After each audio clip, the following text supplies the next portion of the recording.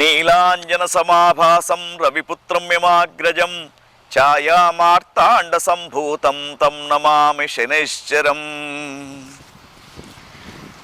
జనం ఛాయస్ వీక్షిస్తున్నటువంటి ప్రేక్షకులకు క్రోధినామ సంవత్సర శుభాకాంక్షలతో ముఖ్యంగా కర్కాటక రాశి యొక్క ఫలితాలను చూసినప్పుడు ఈ సంవత్సరం కర్కాటక రాశికి 14 ఆదాయం, 2 ఖర్చు, 6 మెచ్చుకుంటే 6 విమర్శిస్తూ ఉంటారు. గత సంవత్సరం కంటే ఈ సంవత్సరం కర్కాటక రాశికి చాలా మెరుగ్గా ఉంది.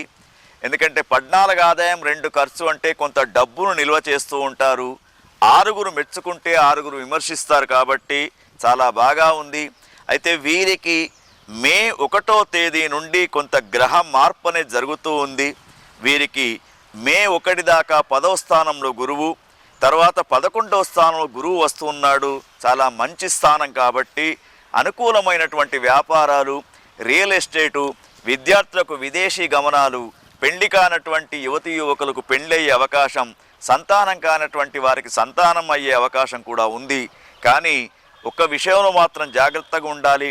అష్టమ స్థానంలో శనిగ్రహం ఉంది కాబట్టి మరి ఈ అష్టమ స్థానం శని అనేది చాలా ప్రమాదకారకుడు కాబట్టి మరి ఈ శని 8వ స్థానంలో ఉన్నటువంటి వీరికి ముఖ్యంగా కొంత అనుకోనటువంటి ఆకస్మికమైనటువంటి ప్రమాదాలు, రోడ్డు ప్రమాదాలు ఏర్పడే అవకాశం ఉంది.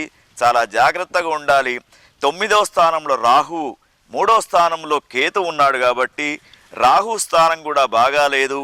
కేతువు మాత్రం అనుకూలంగా ఉన్నాడు కాబట్టి ఈ సంవత్సరం గత సంవత్సరం కంటే వీరికి కొంత అనుకూలంగా 50% అనుకూలంగా ఉంది. అయితే కోర్టు వివాదాలు, కుంభకోణాలు అన్నీ కూడా బయటపడే అవకాశాలు ఉన్నాయి. ఆరోగ్యం మీద సరి అయినటువంటి శ్రద్ధ తీసుకోండి.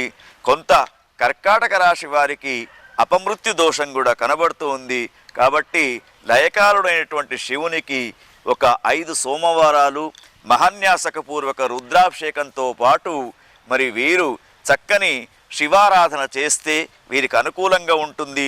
ముఖ్యంగా కోర్టు వ్యవహారాలు వీళ్లకు కొంత అనుకూలంగా కనబడడం లేదు.